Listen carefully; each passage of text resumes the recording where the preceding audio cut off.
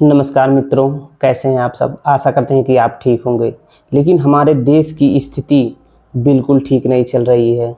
हमारे यहाँ की सरकारें, हमारे यहाँ की व्यवस्था बिल्कुल ठीक नहीं चल रही है। हम लोग बात करेंगे कि कितने लोग भारत देश से नागरिकता अपनी त्याग कर अब विदेशों में जाकर बस जा रहे हैं। क्या खास बात है वहाँ पर कि यहाँ से लोग छोड़ छोड़ के जा रहे हैं। हम लोग आज पूरी लिस्ट देखेंगे। 2011 से हम लोग आंकड़ा देखने वाले हैं। 2011 से हम आपको बताएंगे आंकड़ा। 2011 में 1,22,819 लोग भारत की नागरिकता त्याग कर विदेश में जाकर बस गए। 2012 में 1,20,923 लोग, 2013 में 1,31,405 लोग, 2014 में 1,29,328 लोग, 2015 में 1,31,489 लोग, 2016 में 1,41,603, यहाँ पर आंकड़ा बढ़ गया है। 2017 में 1,33,049 लोग, 2018 में आंकड़ा 1,34,561, 2019 में 1,44,017 लोग, 2020 में ये आंकड़ा थोड़ा सा डाउन हुआ है, 85,256 लोग छोड़कर गए हैं भारत देश को। और 2021 का देख लें अगर तो 1,63,000 लोग, 1,63,370 लोग भारत की नागरिकता त्याग कर विदेशों में जाकर बस गए हैं। 2022 में यह आंकड़ा 2 लाख के क्रॉस कर जाता है। 2 लाख से ज़्यादा लोग चले जाते हैं।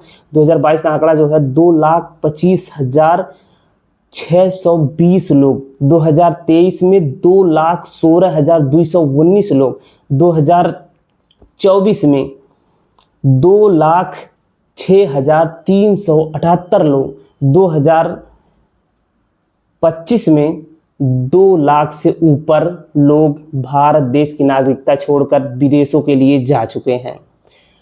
अब ये क्यों जा रहे हैं विदेशों में? भारत देश में ऐसी क्या कमी है जब इतना डंका सरकार का बज रहा है? क्यों इतने लोग छोड़ के देश की नागरिकता को जा रहे हैं, ये हम जरूर समझेंगे। इस पे विशेषज्ञों का क्या कहना है, ये आइए हम देख लेते हैं। विशेषज्ञों के अनुसार किस लिए छोड़ के जा रहे हैं लोग यहाँ से, भारत देश से? बेहतर कैरियर के लिए, अच्छी सैलरी के लिए, साफ हवा के लिए। मतलब हम साफ हवा भी भारत में नहीं ले पा रहे हैं। बेहतर पब्लिक ट्रांसपोर्ट के लिए, मजबूत नागरिक व्यवस्था के लिए, सुविधाओं के लिए, सुरक्षित जीवन के लिए, अच्छी कानून व्यवस्था के लिए। ये विशेषज्ञों का कहना है कि भारत छोड़कर जो जा रहे हैं नागरिक, वो इसीलिए जा रहे हैं कि अपने जीवन को बेहतर बना सकें। और हम देखेंगे कि जो भी यहाँ से लोग नागरिकता त्याग कर दूसरे देश में अपने आशियाने बना रहा है, सजा रहा है, जा रहा है, वो करोड़ों और अरबों में होंगे छोड़ के जाने वाले। उनके पास संपत्ति का कोई ठिकाना नहीं है। बहुत ज़्यादा संपत्ति होगी उनके पास। जब वो जाएंगे तो उस संपत्ति को इस देश से साथ में ले जाएंगे। तो इस देश में क्यों नहीं रहना चाह रहे हैं लोग? सरकार कोई डाटा सामने आके प्रेस कॉन्फ्रेंस नहीं करती है, डाटा नहीं देती है। ये हम सारा गूगल से डाटा निकाले हैं। सरकार जिम्मेवारी किसी चीज़ का नहीं ले रही है। आपकी सुरक्षा आपके हाथ है। जगह जगह आप देखेंगे कि दिक्कतें पैदा हो रही हैं। गरीब आदमी को कैसे पता चलेगा? वो अपने रोजी रोटी में लगा है। जब सुबह वो न्यूज़ चैनल खोलता है, शाम को फ्री होता है, न्यूज़ चैनल खोलता है, तो जब न्यूज़ चैनलों पर दिखाया जा रहा है कि सरकार का डंका बज रहा है, इस देश का डंका बज रहा है, यहाँ की आर्थिक स्थिति बहुत मजबूत है, तो लोग भ्रमित हो रहे हैं।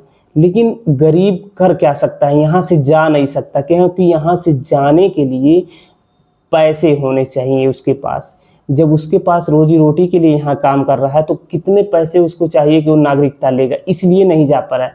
इसलिए जितने मंत्री हैं, जितने सांसद हैं, मुख्यमंत्री हैं, प्रधानमंत्री तो हम नहीं कह सकते, लेकिन हमारा जहाँ तक मानना है कि जितने भी नेता हैं, चाहे सत्ताधारी पार्टी से हों, चाहे वो विपक्ष से हों, सभी के बच्चे विदेश पढ़ रहे हैं और विदेश में शिक्षाएं ले रहे हैं। क्या यहाँ पे शिक्षा बेहतर नहीं है?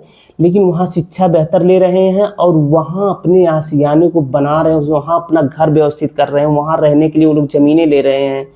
क्योंकि वो जान रहे हैं कि यहाँ की पॉलिटिक्स कितनी गंदी है और भारत में इन सब चीज़ों का बहुत ही दिक्कत है। यहाँ की मेडिकल की सुविधाएं देख लीजिए, यहाँ की कॉलेज की व्यवस्थाएं देख लीजिए आप, यहाँ की सड़कें देख लीजिए आप, जगह जगह पे आपको ब्रिज और पुल गिरे हुए नजर आएंगे, सड़कें धंसी हुई नजर आएंगी। यहाँ की कानून व्यवस्था देख लीजिए, जगह जगह पर गोलियां चल रही हैं, मर्डर हो रहे हैं। तो इसलिए यहाँ का व्यवस्था डैमेज हो चुका है। वरना मुझे नहीं लगता कि अगर किसी देश की व्यवस्था इतनी बेहतर हो जितना दिखाया जाता है टीवी चैनलों पर, तो लोग यहाँ से छोड़ के जाएंगे। वो क्यों जाना चाहेंगे? इसलिए मेरा मानना है कि सरकार को इस पर ध्यान देना चाहिए और लोगों को सबसे ज़रूरी है शिक्षा लेनी चाहिए, क्योंकि शिक्षा अगर नहीं है आपके पास तो आप पशु के समान है। जब शिक्षा आपके पास रहेगी तभी आपके पास हक अधिकार क्या मिला है, आपका हक अधिकार कौन छीन रहा है, सबसे ज़रूरी है शिक्षा। इसलिए यहाँ एजुकेशन में बहुत ढिलवाई की जा रही है। उत्तर प्रदेश में ही देख लें तो कई हजार स्कूलों को बंद कर दिया गया, प्राइमरी स्कूलों को, जहाँ से गरीब बच्चे निकल कर आते थे जिनके पास पैसे नहीं थे। तो हम क्या समझें इस चीज़ को? आप समझिए कि मदिरा की दुकान पर मदिरा कम नहीं हो सकता, लेकिन शिक्षाओं में कमी आ सकती है। तो सरकार को इन सब चीज़ों पे ध्यान देना चाहिए, लेकिन ध्यान नहीं दे रही है। तो मुझे लगता है कि अपना सही जगह वोट करें। वोट का अधिकार बहुत बड़ा अधिकार है, इसीलिए उससे मताधिकार कहा गया है। आपसे निवेदन है कि पढ़े लिखे अपने विधायक को, अपने सांसद को चुनें, ताकि उस क्षेत्र का विकास हो सके, उसका पार्लियामेंट में वो आवाज़ उठा सकें। अगर मेरी वीडियो पसंद आ रही है तो इसको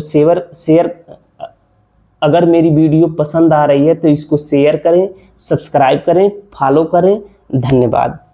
कोई भी चीज़ आपको समझ में आ रही है, कोई कमी है तो आप कमेंट बॉक्स में उसको ज़रूर दे दें। धन्यवाद।